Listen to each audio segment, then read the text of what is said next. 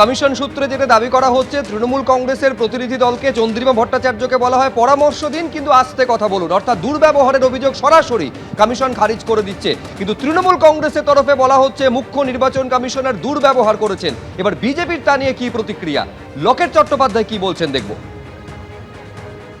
আজকে 2011 পর 2012 থেকে পার্কস্ট্রিট কাণ্ড থেকে শুরু করে কামদুনি, কাকদ্বীপ এবং রিসেন্টলি আরজিকর, এত মহিলার ওপর অত্যাচার হলো, কেউ ধর্ষিত হলে কাউকে পুড়ে মেরে ফেলা হলো, এত কিছু হলো, একটারও বিচার হয়নি। তার মুখ্যমন্ত্রী কিন্তু মমতা বন্দ্যোপাধ্যায় একজন মহিলা। দেখুন, মহিলাদের, এরা চাইছে মহিলাদের কার্ড খেলতে, এরা চাইছে মহিলাদের কার্ড করে যদি বৈতরণী পার হওয়া যায়।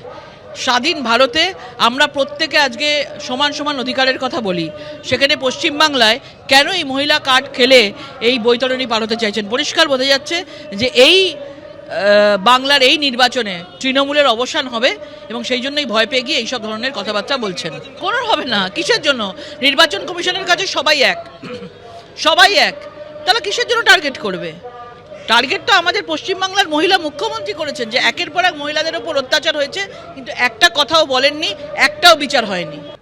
জাতীয় নির্বাচন কমিশনের ফুল বেঞ্চ গতকালই এসে পৌঁছেছে এই শহরে। আপনারা জানেন আজ এবং আগামীকাল দুদিন ধরে তাদের বৈঠক রয়েছে এবং আজকে একেবারে দিনের শুরুতেই বিভিন্ন রাজনৈতিক দলের সঙ্গে তারা বৈঠক করতে শুরু করেন। তৃণমূল কংগ্রেসের তরফ থেকে 3 জন প্রতিনিধি উপস্থিত ছিলেন, চন্দ্রিমা ভট্টাচার্য, ফিরহাদ হাকিম এবং তৃণমূল কংগ্রেসের রাজ্যসভার প্রার্থী রাজীব কুমার উপস্থিত ছিলেন। বৈঠক থেকে বেরিয়ে চন্দ্রিমা ভট্টাচার্যের অভিযোগ আপনারা শুনলেন। ফিরহাদ হাকিম তিনি বলছেন বিজেপির পায়ের তলা থেকে মাটি সরে যাচ্ছে আর সেই কারণেই নির্বাচন কমিশনকে তারা ব্যবহার করে বৈধ ভোটারদের নাম বাদ দিচ্ছে অন্যায়ভাবে।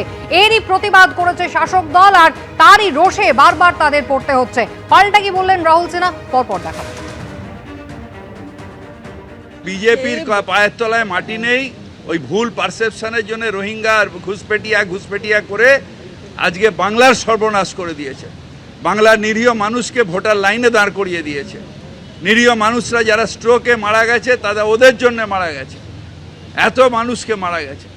আজকে এক একটা কনস্টিটিউয়েন্সিতে, মুর্শিদাবাদের 3টে কনস্টিটিউয়েন্সিতে 1 লক্ষ মানুষকে অ্যাডজুডিকেশনে ফেলে দিয়েছে। এই যে অন্যায়গুলো করছে, এই যে পাপগুলো করছে, আমি ভারতের নাগরিক, আমাকে ছটপট করতে হবে যে আমি ভারতীয়, আমাকে ভোটের অধিকার কেড়ো না। এটা কে? কেন বিজেপি অধিকার কে দিয়েছে? বাবুদের রাগ হয়েছে, সুপ্রিম কোর্ট গেছে। আরে সুপ্রিম কোর্টে যাব, আমি ভারতের নাগরিক, আমার অধিকার আছে কোর্টে যাওয়ার। তুমি অন্যায় করবে, তুমি ভুল ভোটার কেটে দেবে, তার সুপ্রিম কোর্টে যাওয়ার আগে কতবার আপনার কাছে ডেলিগেশন গেছে তৃণমূল কংগ্রেসের। এসআইআর নিয়ে গুন্ডামি করে যাচ্ছে ওরা। এসআইআর নিয়ে ইলেকশন কমিশন অফিসকে পুরোপুরি ঘিরে রেখে কাজকে নষ্ট করার কাজ করেছে ওরা। বারবার মামলা করে এখন সারা রাজ্যে ছিল, এখন সারা দেশের জুডিশিয়াল জাজদের এখানে আনার যে কাজ সেটা করেছে ওরা। অতএব সমস্ত পাপ তৃণমূল কংগ্রেস করেছে। ইলেকশন কমিশনের কাছে এদের বলার কিছু নেই, যে কারণে এখন নাটক তৈরি করছে, আমাদের সাথে ব্যবহার খারাপ করেছে। গলা ধাক্কা যে দেয়নি, আমার মনে হয় এটাই সবচেয়ে বড় কথা।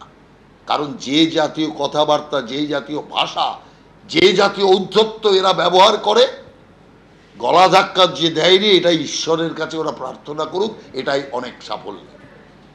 এবিপি আনন্দ, এগিয়ে থাকে, এগিয়ে রাখে।